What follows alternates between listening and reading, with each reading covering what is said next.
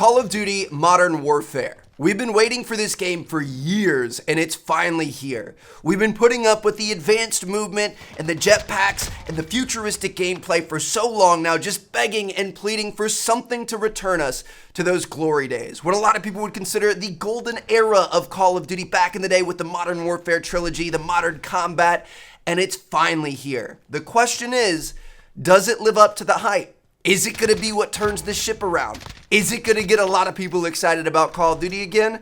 That's what we're going to be talking about here in this video. Now, I'm sure most of you guys know, but a few days ago, myself and around 120 other YouTubers and content creators were flown out to Los Angeles to play and record the game and bring you guys gameplay. Activision flew us out, so thank you to them for the invite. Thank you to them for paying for the flight and the hotel and everything else, but that's it. There was no other form of payment or anything, and I'm not going to let that sway my opinion at all. I am going to be 110% real with you guys about this game because there are things that I definitely like. There are things that I'm kind of wishy-washy about, and there's definitely some stuff I don't like. There's some changes that I don't think were necessary, and we're going to be talking about all of it in this video. The good, the bad, the ugly, everything we are going to be highlighting with my experience so far. Now, I'm not the person that's had the most gameplay time yet. There was like an earlier preview event back in May that I was actually not invited to. So, some people got to see the game back then, and all I saw was here. So I got about 2.5 hours of gameplay. There were quite a few weapons unlocked, definitely not all of them. We got to play like 4 or 5 different modes. We got to play on quite a few different maps. So I got a pretty good, idea of what this game is like. Obviously, it's always going to be different when you're in that atmosphere, when you're in a room with 120 other people playing on a different setup than your own, on a different controller than your own, that sort of thing. But I definitely got a good feel for the game. And like I said, I want to go through the pros and the cons. So I say we throw it back in typical super excited T. Martin fashion. Let's start off with the good things about this game. First and foremost, one of my favorite new additions is the Gunsmith. It is insane. Now, we've had different variations of this feature throughout the years in Call of Duty, but this is by far the most just insane one that we have ever seen. There is so much going on. There is so much customization, both from like an effect standpoint on how you can change the way your weapon works and how it fires and kind of tailor it directly to your gameplay, but also in terms of visuals. Now, we didn't have camos unlocked, but literally everything that you put in your gun actually changes the way your gun looks, and you can very clearly see it on the Gunsmith screen, in like the main lobby screen where you see your character holding your gun, in the actual game itself. Like everything changes the way the gun looks, and it's really cool. You have a lot of control there. So I've got my phone here. If you guys see me looking down, I was on the flight back home yesterday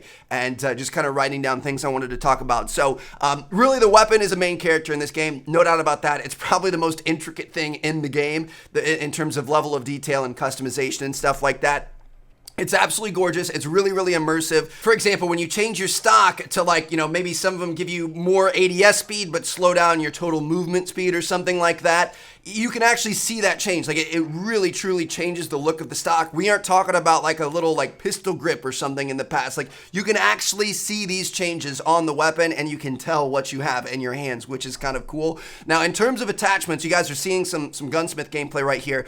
There are 30 to 60 attachments for each weapon in this game, which is insanity. So the lower end, the 30 end is like, pistols and stuff like that. Obviously launchers don't really have that many attachments, but in terms of actual weapons, the pistols have around 30. And then when you get into some of the ARs and the SMGs and stuff like that, they have up to 60 options to be able to choose from. And you guys will see some of these may not even be a good thing. Like some of them, you can really tailor the gun to exactly what you want. Some of them will increase your damage a little bit, but they'll reduce your fire rate and your range and your ADS speed and stuff like that. So like, I was looking at it, and sometimes I feel like I was almost making the weapon worse by choosing more attachments and overcomplicating things. So it's going to be an interesting balancing thing there.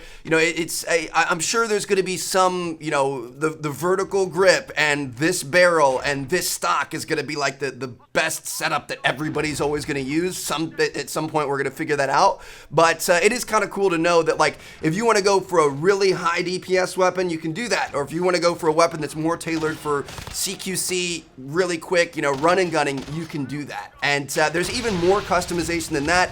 Some of the guns have perks on them, so you can turn the full auto M4 into a burst. You can put the burst attachment on there with the M16 barrel and basically turn it into a COD 4 M16. You can take the AK-47, and I've already kind of talked about this in a previous video, so you guys may have seen that. But you can take the AK-47, you can take the stock off, put a short barrel on there and an extended mag, and you basically have a 74U. I think there's even a conversion for the caliber of bullet you're shooting there, so you can like literally turn it into a 74U. Or you can put a long barrel on there with a round drum mag, and you essentially have an LMG, an RPD from back in COD 4. So like the customization is absolutely insane. It's really well done, and it's one of the most exciting additions to this game. Moving on, it looks and sounds really, really good. I mean, you know, obviously every year we do have a bit of a bump in the graphics and the audio department, but I feel like this year might have more than most. I don't know, we had like a little 90-minute presentation before we actually played the game where the devs came out and they talked about the game, they talked about their mantra, some of the new features. They even had like a whole thing dedicated on how they're layering sound in this game, and there's so many things going on. Like, it sounds really good, I'm not gonna lie. Like, you can really feel the punch and the power of the weapons, and it makes it a lot more immersive. Even though I was playing in a room full of 120 people all yelling, it was still, like, it was a good game. Like, I'm really looking forward to the campaign. It was so immersive in that regard. But, yeah, sounds good, looks good. Obviously, pretty much every year, every couple years, we have some pretty big updates in this department. This year is no different, but that's a good thing for sure. Next up, the kill streaks are solid. So, kill streaks are back. Kill streaks, not score streaks. They said that they feel like score streaks, although a good idea, it just kind of like took the value out of your life because it was so complicated and what you're earning for when you're playing, and people weren't really paying attention to score streaks anymore, they felt. So they wanted to add value back to your life where you know for a fact, I need 11 kills to get that chopper gunner. So when you're on kill 8, you know you need 3 more. You don't think like, oh, I could cap 2 dom flags and get an assist here and something else. Like you know exactly what you need to be able to earn it. And that's pretty cool. And the kill streaks are actually really, really good. There are some solid options out there. There is something that I don't really like that we're going to be talking about in the cons in terms of the personal radar as well as the UAV. But everything else was super solid. Juggernaut is a 15 kill streak in the game. You've got chopper gunners in there. You've got an AC-130. You've got white phosphorus, which is a crazy new airstrike that drops like a fog all over the map and really messes people up. There's some powerful stuff in there. Like, it's actually worth it to try to go on those streaks, although I'm gonna be honest, I didn't go on many at this event. It was tough competition for sure, and I haven't really been grinding COD all that much anymore, so I feel like I was a little bit rusty. Not to mention the time to kill in this game is kind of fast, but we'll be talking about that a little bit later. So yeah, the kill streaks are really good. New modes and stuff all seem pretty solid. We played a new mode called Cyber Attack. You guys are going to see some gameplay on the channel. It's essentially like a search and destroy where you can revive. So they're definitely changing things up and trying to, you know, mix things up on us. 2v2 gunfight was by far the most fun I had in the game. I had a feeling that I would. I really loved Face Off back in Modern Warfare 3. And 2v2 gunfight, when you're playing and communicating with a friend and really getting into it, is a lot of fun. I'm a competitive guy, so I think that's why I like it so much, but I enjoyed that more than 6v6, more than 10v10 or 20v20. And then finally, the last thing that I think is a really good thing is that there is no season pass and there is crossplay, which is huge. So, you know, obviously that's the Fortnite effect. Fortnite has made a lot of games start turning to crossplay. It's really, really cool to see. So you're gonna be able to play with your friends no matter what system they're on. And then in terms of the season pass, I think that's a fantastic thing. We're not splitting up the player base. There's not going to be like, you know, little map packs and stuff that come out that are going to split and divide the players, which is solid. But that's also like the most crucial point of this game, I think. I think the post-launch support is by far the #1 thing that's either going to make or break this game. If we get tons of updates with new things and new maps and new features and modes and everything else that everybody can play at all times, and it's just like constantly refreshing, I think we have a pretty good game on our hands. If we don't have that, I think this game is going to fail if it, you know, goes to microtransaction craziness. So we'll have to wait and see what happens there. But that's the end of the things that I really thought that I could consider a pro. Now, moving on to the maybes, we've got the maps. So the maps were beautiful. Like I said, the graphics were really, really good. But the maps have been designed differently this year, and we're kind of going a little bit more old school, which I feel like could be a really positive thing. But I don't know. We kind of have to see how things shake out. I put it in the maybe. I'm honestly probably a little bit more positive towards this, but I know like the competitive community is probably going to hate this and some people might not like this. So the maps are no longer designed with 3 lanes in mind. They're reintroducing power positions in the maps where like there's elevated positions where there's only 1 or 2 ways to get up there. And if you control that, you kind of control the map, which, you know, it's a little bit unbalanced, but they said that was also kind of the fun of it back in the day. Like if you think about it, when you're playing TDM back in the day and somebody killed you from up top, what did you want to do? Did you want to go run away and go somewhere else after you respawned, or did you want to try to go back and get him and you created your own like little mini objective? And they said that's kind of what they're trying to capture. Now, obviously, there is going to be balance to the maps. They're not going to be severely unbalanced, but it's not going to be that super 3-lane oriented, very symmetrical type stuff that we've seen in recent years. And like I said, I mean, for public matches, I think that might be kind of fun.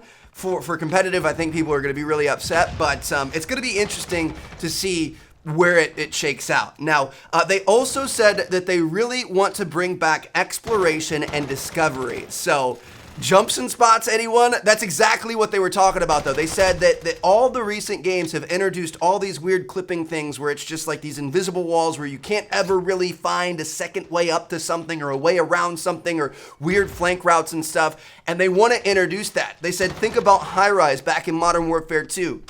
You had so many little chandeliers and cranes and things you could get on.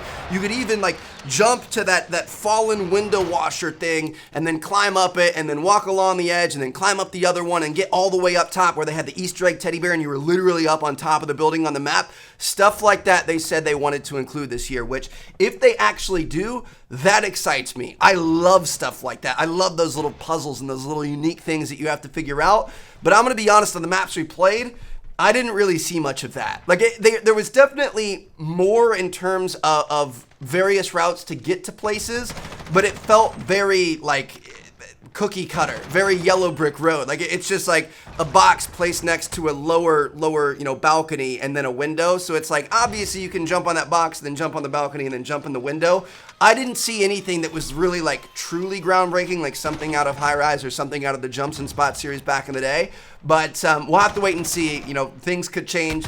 We definitely didn't see all the maps. We'll see if that ends up working. I absolutely love that idea, though. Like, this would definitely be a pro. It's just that I didn't really see it implemented yet, so we'll have to wait and see what happens. But, yeah, so we've got that. And then one other thing that they've really changed about the maps is some maps have doors on them, which is interesting. And like, I like shaking things up. I like new features, but I'm just not sure how it's going to work out. I'm not sure if people are going to end up liking this or not, because it creates some pretty crazy choke points. So doors in this game, you have a few options to open them. You can walk up to them and hold square to actually open them. You can just straight up sprint through them, and then that opens them quicker, but it makes a lot more noise, so people are going to hear you coming. You can go up to it, ADS your weapon, and then kind of walk into it, and it slowly opens the door, so you can kind of sweep the room a little bit, or you can like open it up a smidge, throw a flashbang in, back up, it flashes, then run in the door and you know, rush in on people. So like, there is some interesting gameplay there, but at the same time, you know, you can hear people coming from a mile away. If you sprint through a door, you can hear it like 4 buildings down. If you just straight up open a door, you can hear it like 2 buildings down. So it's really loud. It creates some pretty crazy choke points.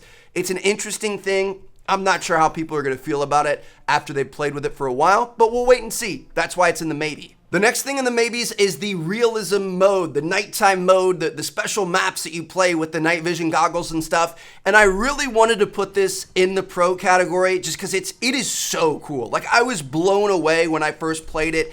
It was just... It looks so real. It looks like live leak footage. If you guys haven't seen that video, I'll put some gameplay on screen here, but make sure you guys go check out the full video that I uploaded earlier. It looks amazing. It's really like intense.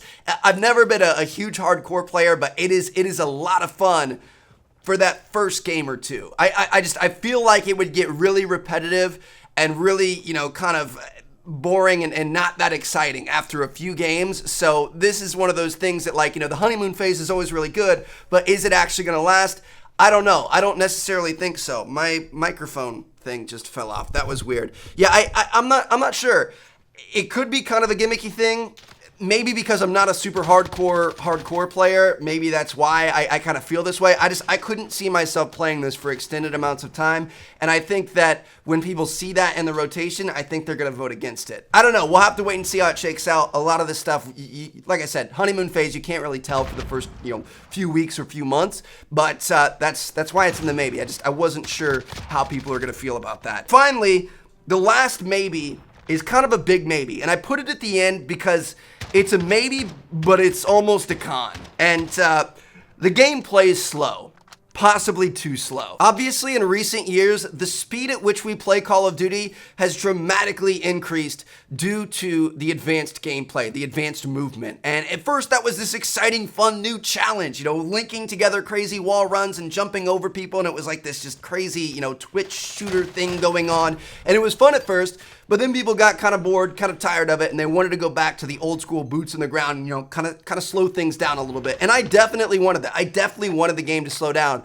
But I don't know, it feels like it could possibly have been slowed down too much. And this is something that I can't really fully judge yet, and I can't say it's definitely a bad thing yet. That's why it's towards the end of the maybes here, because like I said, I was on a different setup. I was playing in a room full of 100 people on a different controller, different monitor, different chair, and different angle looking at the monitor and stuff like that. Like, obviously it's not gonna really feel like COD to me because I'm in such a different environment, but I don't know, it was slow. Like, if you guys remember in the 2v2 gunfight reveal when people said that it looked like it was clunky, I wouldn't say that it plays clunky at all. Like, it's still very smooth, but you just feel heavy. Like, you feel like, if you guys play Rainbow, it feels like you're playing as Tachanka, where you want to be able to move a little bit quicker, but you can't. You want to be able to jump a little bit farther, but you can't. Some areas where it felt like you could jump from a car up to a window, it was like really hard to jump to that window because it felt like you were just made out of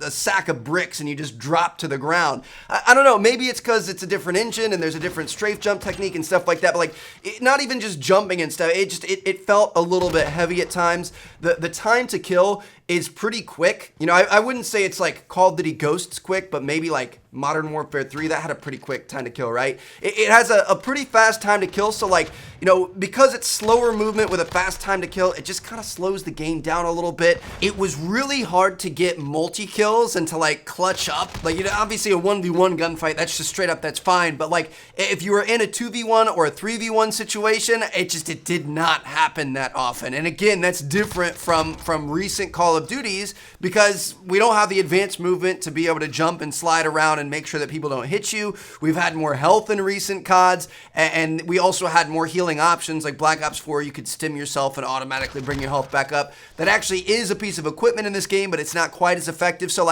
it's a bit different. It definitely slows things down, with the slower movement and the faster time to kill, and it kind of promotes you to kind of play it a little bit more conservative. I'm not gonna say camp, but definitely play more conservative. The new mounting feature, which you guys probably won't see much of in this gameplay because I didn't really use it that much at first, it is freaking good. It is actually really, really good. It significantly reduces your recoil. It doesn't expose you that much, and it's just all of this paired together, it really, really slows down the gameplay. And you're definitely better off playing a little bit more reserved and a little bit campier, whereas I've always been the guy that likes to run around with either an AR with sleight of hand and stuff or an SMG and tries to run and gun, and I feel like that wasn't really as effective in this game. And again, it goes back to the environment. I mean, we were playing against other YouTubers, so obviously the competition's gonna be stiffer, but I definitely, I don't know, there's something about it that just felt a little off. It didn't fully feel like a boots on the ground COD. It felt a little bit slower, and maybe that's a good thing. Maybe that's a bad thing, but that kind of leads me into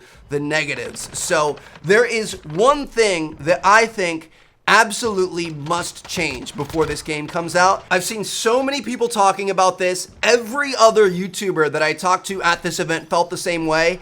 I absolutely despise, I hate, and I don't like using that word, I hate the removal of the minimap. I think that is a mistake. I do not like it. I usually try to be open-minded with stuff like this. I usually try to think, hey, they're trying something new. They're trying to mix things up. Maybe we're just being, hard-headed and we need to kind of try something new and see if we actually like it, actually give it a good try.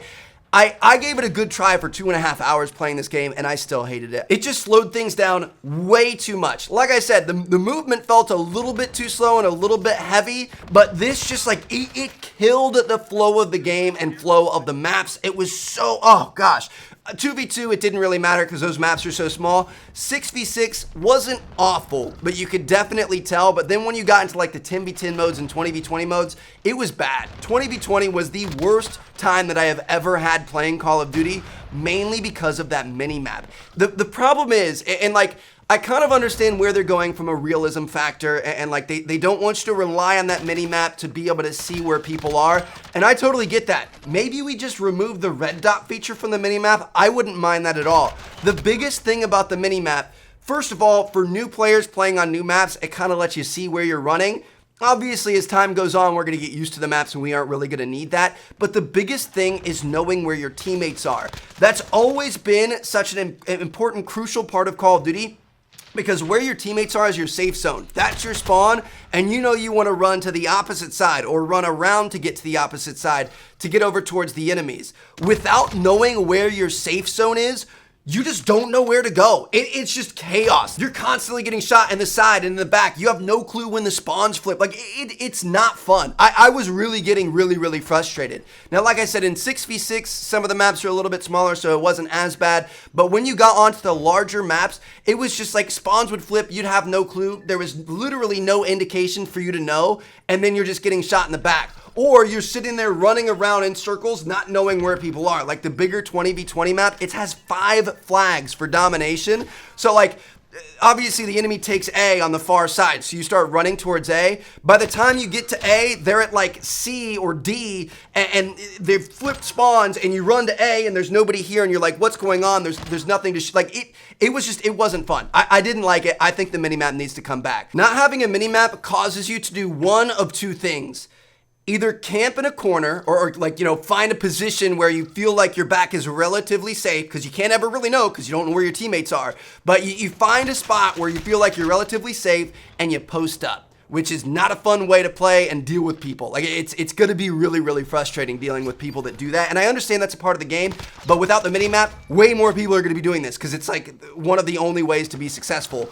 Or you have to run personal radar, UAV, and then likely hardline for your second perk to be able to take off the kills it takes to get those. So personal radar is exactly what it sounds like. It's a personal UAV only for you. Your team does not benefit from it. It brings the minimap up in the top left. It puts the red dots and everything like normal on the map. That's a 3 kill streak or a 2 kill streak with hardline. And then UAV is a normal UAV. Again, it brings up your minimap, but this time for the whole team. So that's a 4 kill streak or a 3 kill streak with hardline. So that literally, like, that was the only way to play the game, in my opinion, to make it actually like really enjoyable. And that's bullshit. I'm gonna be honest. It's stupid. You have to use 2 of your kill streaks. 2 out of 3 of your kill streaks are dedicated to really low kill streaks.